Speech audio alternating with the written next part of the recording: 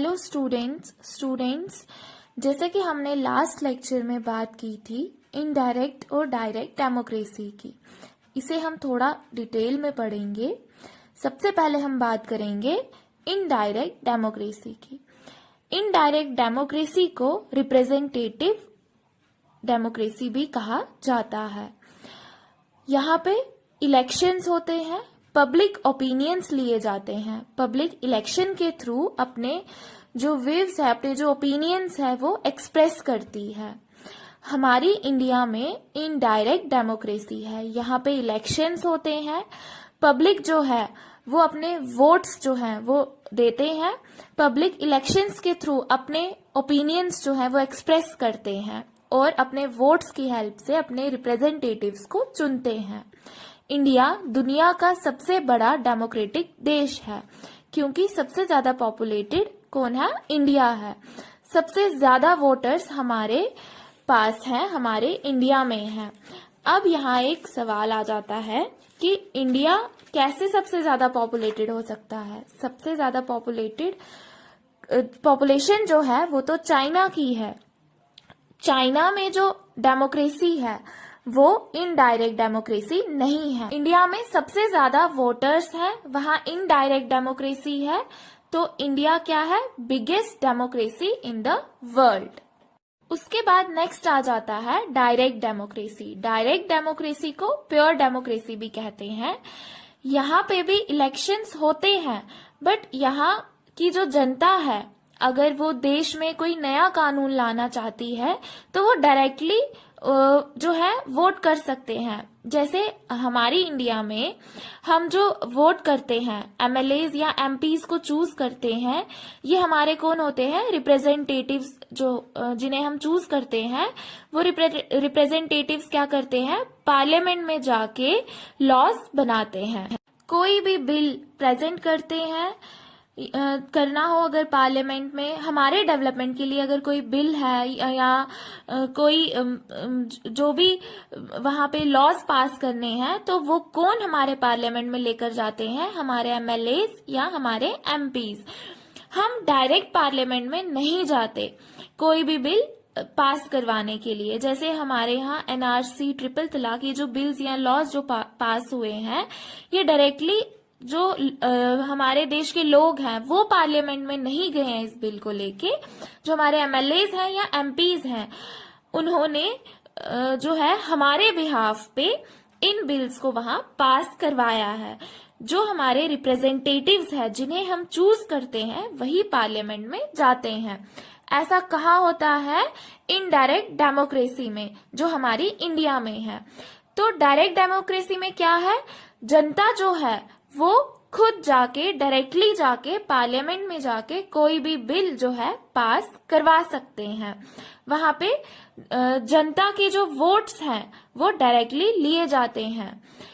अब direct democracy के कुछ टूल्स हैं जिनके बारे में हम पढ़ेंगे। First, referendum.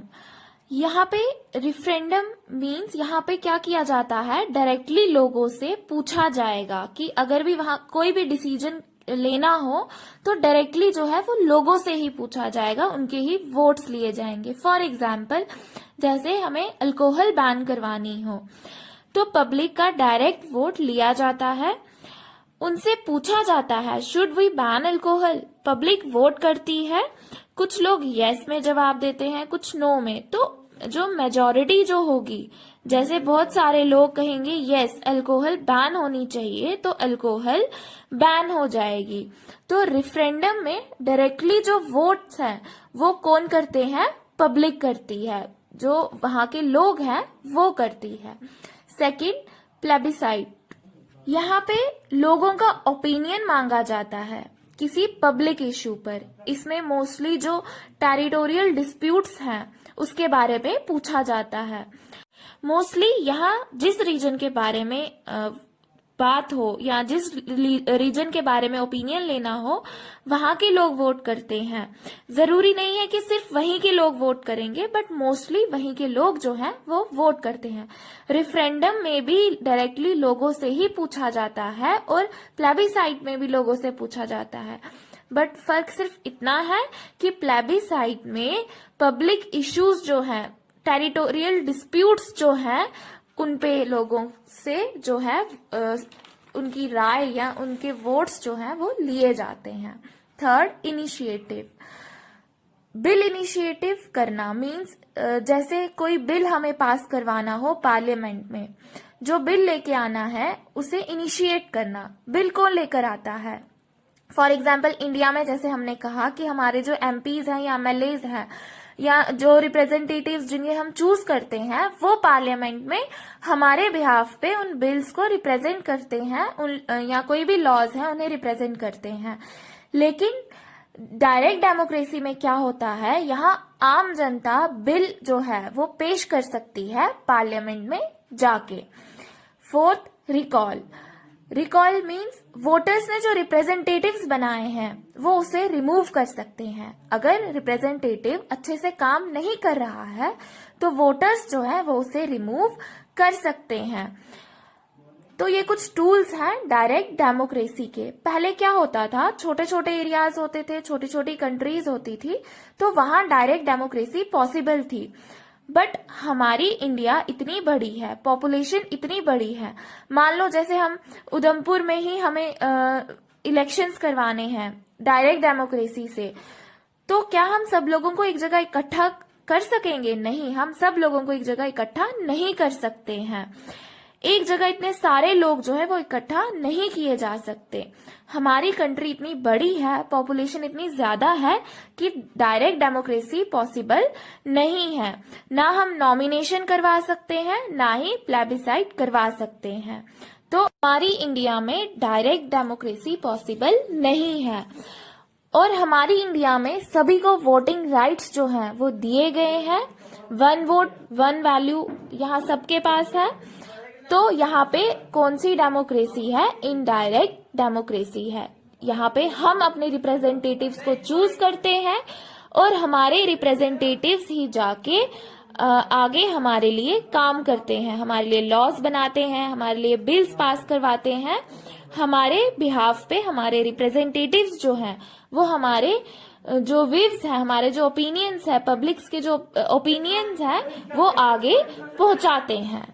उसके बाद नेक्स्ट हमारा टॉपिक आ जाता है what makes an election democratic. कि इलेक्शन को हम डेमोक्रेटिक कब कह सकते हैं, कौन सा इलेक्शन जो है वो डेमोक्रेटिक है।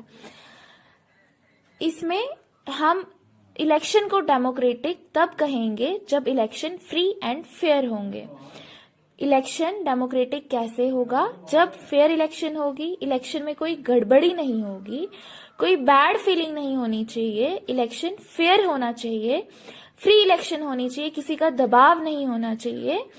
इलेक्शन तब जो है उसे हम डेमोक्रेटिक इलेक्शन कह सकते हैं। इलेक्शंस के लिए हर एक जगह एक रिटर्निंग ऑफिसर होता है। फॉर एग्जाम्पल अगर उधमपुर में इलेक्शन हो रहे हैं, जो हमारे डीसी हैं उन्हें रिटर्निंग ऑफिसर बनाया जाएगा। उनकी जिम्मेदारी होती है इलेक्शन करवाने की। उन्होंने चेक करना है कि हर बूथ पे फेयर इलेक्शन हो रहे हैं, कोई पार्टी गड़बड़ तो नहीं कर रही, और हर एक इंसान वोट डालने आ रहा है या नहीं। 1 पर्सन 1 वोट का जो इक्वालिटी का आइडिया है वो सही जा रहा है या नहीं। जब हम वोट डाल के आते हैं तो वहाँ पोलिंग बूथ्स पे जब हम वोट डालते हैं तो हमारी जो फिंगर है उस पे एक ब्लू इंक से मार्क लगा दिया जाता है। क्यों लगाया जाता है? कि कोई दोबारा आके वोट ना डाले। यही एक इलेक्शन को डेमोक्रेटिक बनाता है। एक इंसान एक ही बार वोट डाल सकता है, इसलिए वो ब्लू इंक से जो मार्क है वो फिंगर पर लगाया जाता है। एक इलेक्शन को डेमोक्रेटिक हम तब भी कह सकते हैं, मींस जब हम वोट डाल रहे हैं, हम उस टाइम जो रिप्रेजेंटेटिव्स चुनते हैं, जिन्हें वोट डालते हैं, इसलिए नहीं डालते कि वो हमारे रिलीजन का है या हमारे रिलेटिव हैं, बल्कि ये देख के डालते हैं कि उनमें कितना पोटेंशियल है, कितनी कैपेबिलिटी है, और वो हमारे लिए काम करेंगे या नहीं। जो हमारे लिए काम करेगा उसे ही हम अपना रिप्रेजेंटेटिव चूज करेंगे, अपना लीडर चूज करेंगे। तो इलेक्शन डेमोक्रेटिक कब होगा? जब इलेक्शन फ्री एंड फेयर होगा। अब इसके कुछ करेक्टरिस्टिक्स हैं, उनके बारे में हम आगे डिस्कस करेंगे। वर्ल्ड में जितनी भी कंट्रीज हैं, चाहे डेमोक्रेटिक कंट्री है या नॉन डेमोक्रेटिक कंट्री है, सभी कंट्रीज अपने इलेक्शंस करवाती हैं। तो ये डिपेंड नहीं करता कि आप डेमोक्रेटिक कंट्री हैं या नॉन डेमोक्रेटिक कंट्री है, आपका इलेक्शन डेमोक्रेटिक है या नहीं ये जरूरी है, ये डिपेंड करता है। जैसे हमने पहले भी चाइना की बात की, चाइना में इलेक्शन होते हैं लेकिन वहां जो इलेक्शंस होते हैं वो डेमोक्रेटिक नहीं है। क्यों नहीं है? चाइना में जो इलेक्शन होते हैं सिर्फ जो कम्युनिस्ट पार्टी है उनके पास पावर्स रहती है, वहां सिंगल पार्टी सिस्टम चल रहा है, तो वहां के इलेक्शन डेमोक्रेटिक नहीं कहलाएंगे क्योंकि वहां अपोजिशन ही नहीं है, लोगों के पास चूज करने के लिए ऑप्शंस जो है वो नहीं है। डेमोक्रेटिक इलेक्शंस के कुछ करेक्टरिस्टिक्स हैं कि जहां वो पाए जाएंगे वहां पे जो इलेक्शन है वो डेमोक्रेटिक इलेक्शन कहलाएगी। First, ability to choose one person one vote one value. लोगों के पास वोटिंग राइट्स होने चाहिए और वोटिंग राइट्स सभी के पास होनी चाहिए। सभी के पास वोटिंग राइट्स होंगे, सारे लोग वोट करेंगे, तब वहां का इलेक्शन डेमोक्रेटिक इलेक्शन कहलाएगा। जैसे सऊदी अरेबिया में जो इलेक्शंस होते हैं वो डेमोक्रेटिक नहीं कहलाते। क्यों? क्योंकि वहां वुमेन्स के पास वोटिंग राइट्स नहीं होते। तो डेमोक्रेटिक इलेक्शन की फर्स्ट कैरेक्टरिस्टिक्स क्या है कि जहां पे सबके पास वोटिंग राइट्स हो, सारे लोग वोट करें, वही इलेक्शंस क्या कहलाएंगे? Democratic. Second, there should be something to choose from, free elections and choice to the voters। किसी भी इलेक्शन को डेमोक्रेटिक इलेक्शन कब कहा जाएगा? जब उस इलेक्शन में चॉइसेस होंगी आपके पास, मींस आपके पास ओपिनियन होगा कि आप अलग अलग ऑप्शन में से चूज कर सकते हैं। वोटर्स के पास चॉइस होगी कि वो किसे वोट करना चाहते हैं, किसे वोट देना चाहते हैं, किसे वोट जो है किसे चूज करना चाहते हैं। अब जैसे हमने चाइना की एग्जाम्पल पढ़ी थी, वहां पे वन पार्टी सिस्टम है, तो वहां पे लोगों के पास जो है वो चॉइस ही नहीं है कि वो किस लीडर को चूज करे, तो वहां के इलेक्शन डेमोक्रेटिक नहीं है। लेकिन हमारी इंडिया में अलग अलग पार्टीज जो है वो प्रेजेंट है, हमारे पास चॉइस जो है कि हम किसे वोट करना चाहते हैं। तो सेकंड कैरेक्टरिस्टिक्स क्या है कि हमारे पास वोटर्स के पास चॉइसेस जो है वो होनी चाहिए, ऑप्शन होना चाहिए कि वो जिसे चाहे वोट कर सकते हैं। Third, choice should be offered at regular intervals, regular elections. अब जैसे हमें वोटिंग राइट मिला और भी चॉइसेस दी गई कि आप किसी भी पार्टी को चूज कर सकते हैं। अब मान लो ऐसा हो कि जो पार्टी जीत जाती है वो दोबारा हारती ही नहीं, मींस वो दोबारा इलेक्शन ही नहीं कराती, तो फिर जो चॉइस है वो उसका क्या मतलब है? वहां कोई चॉइस नहीं होगी। तो choice should be offered at regular intervals. जैसे हमने देवीलाल वाला एग्जाम्पल पढ़ा कि वोटर्स ने कांग्रेस को हरा के देवीलाल की लोकदल पार्टी जो थी हरियाणा में उसे जिता दिया था, लेकिन उसके बाद उन्हीं वोटर्स ने दोबारा से जब इलेक्शन हुए कांग्रेस को जिता दिया। तो यहाँ से हमें क्या पता चलता है कि वोटर्स के पास एम्पावरमेंट थी, पावर थी, उन्होंने पहले जिसे चूज किया था उन्होंने बाद में उसे हटा दिया। तो जब बार बार चॉइस मिलती रहेगी रेगुलर इंटरवल्स पे कि आपको चॉइस मिली और आप किसी पार्टी को, किसी लीडर को आप चूज कर सकते हो, आप उसे चूज करना चाहते हो और आप उसे चूज कर सकते हो। अब हमेशा ऐसा नहीं होगा कि हमारा ओपिनियन सेम रहे, हमारा ओपिनियन टाइम के साथ बदल भी सकता है। तो आने वाले इलेक्शन में मींस मतलब 5 इयर्स के बाद फिर हमें मौका मिलेगा कि आप अपनी चॉइस को रीएडजस्ट कर सकते हो। अगर आप उसी पार्टी को दोबारा चूज करना चाहते हो तो आप उसे कर सकते हो, या आप किसी और पार्टी को चूज करना चाहते हो तो आप वो भी कर सकते हो। तो रेगुलर इलेक्शंस जो है वो होने चाहिए। Fourth, candidate preferred by the people should get elected. जिसे लोग वोट देंगे, जिस कैंडिडेट को लोग एब्सोल्यूट मेजॉरिटी में वोट देंगे वही हमारा लीडर इलेक्ट होके आना चाहिए। Democracy resides on the absolute majority. Candidate elect होके आएंगे वो कौन होने चाहिए? ही और she should be preferred by the people, मतलब जिसे जनता का साथ मिलेगा वो लीडर बन के आना चाहिए। अब यहाँ एब्सोल्यूट मेजॉरिटी का क्या मतलब है? इलेक्शन में जीत एब्सोल्यूट मेजॉरिटी वाली पार्टी या लीडर की होती है। एब्सोल्यूट मेजॉरिटी मीन्स आधे से ज्यादा वोट्स जो हैं जिनके पास होंगे, मीन्स जैसे हमारे पार्लियामेंट में 545 सीट्स हैं तो उसका हाफ करके +1 करते हैं, उसको बोलते हैं एब्सोल्यूट मेजॉरिटी। मान लो कहीं इलेक्शन हो रहे हैं और वहां 4 पार्टीज हैं ABCD, टोटल सीट्स वहां पे 100 है, 100 सीट्स पे इलेक्शन हो रही है और 4 पार्टीज हैं। तो जब रिजल्ट आता है तो जो पार्टीज जो सीट्स हैं, मान लो एक पार्टी को 40 सीट्स मिल रही हैं, दूसरी पार्टी को 50 सीट्स मिल रही हैं, तीसरी पार्टी को 3 सीट्स मिल रही हैं और चौथी पार्टी को जो है उसे 7 सीट्स मिली हैं। अब जैसे 100 सीट्स थी टोटल, तो उसका हाफ कितना हुआ? 50। जिस पार्टी को 50 वोट्स मिले हैं वो पावर में तब आ सकती है जब वो किसी और पार्टी के साथ कंबाइन होके मिलके जो है सरकार बनाएगी। तो यहाँ पे कैसे जो है वोट्स जो है कैसे जो एब्सोल्यूट मेजॉरिटी हुई, जैसे जिस पार्टी को 50 वोट्स मिले, हाफ वोट्स मिले, उसमें +1 मीन्स 51 वोट्स जब उसके होंगे तभी वो पार्टी जो है अपनी सरकार बना सकती है। तो एब्सोल्यूट मेजॉरिटी क्या हुआ?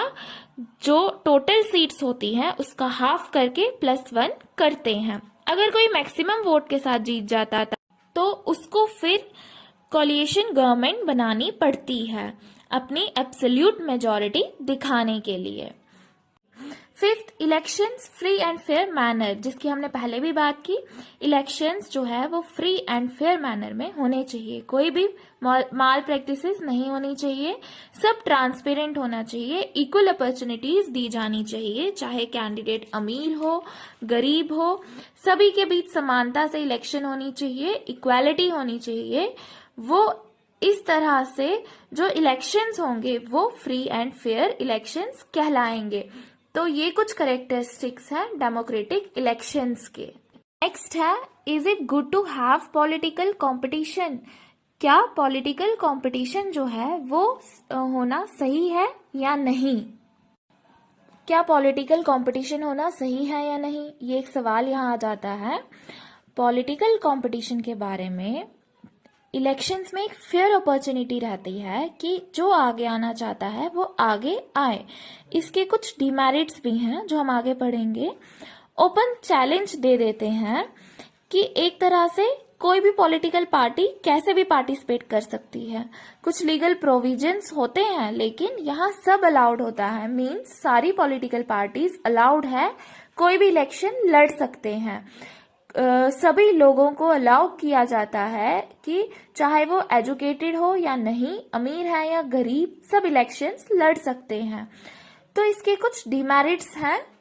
It create sense of disunity, factionalism, जैसे इलेक्टरल कंपेनियंस होते हैं, कंपटीशन होते हैं, पॉलिटिकल कंपटीशन होते हैं, तो उससे क्या होता है वहां a sense of disunity, factionalism जो है वो बन जाती है। मींस जब सारी पॉलिटिकल पार्टीज इलेक्शन में पार्टिसिपेट करती है तो उस समय क्या होता है, सब पॉलिटिकल पार्टी चाहती है कि वो जीत जाए, तो वो क्या करती हैं, कास्ट का यूज करती हैं, रिलीजन का यूज करती हैं, अलग अलग कल्चर का यूज करती हैं अपने वोट्स को बढ़ाने के लिए।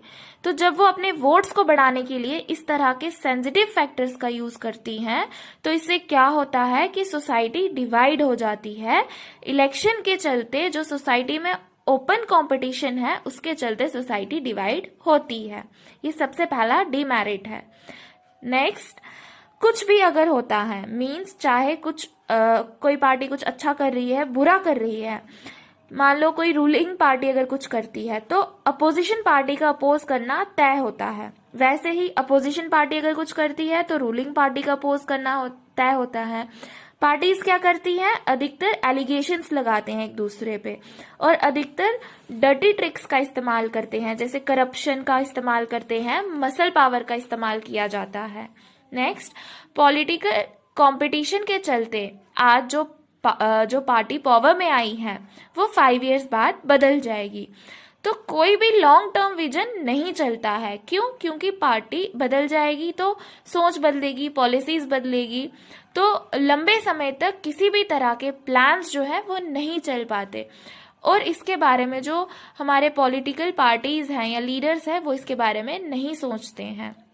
नेक्स्ट, जो अच्छे लोग होते हैं, जो ऐसे चाह रखते हैं देश के लिए कुछ करना है, वो लोग एंटर ही नहीं कर पाते। मीन्स उन्हें लगता है पॉलिटिक्स एक तरह का गलत सेगमेंट हो जाएगा उनके लिए, क्योंकि अच्छे लोगों को ये लगता है कि अगर वो पॉलिटिक्स में आएंगे तो उनके साथ भी पॉलिटिक्स होगी।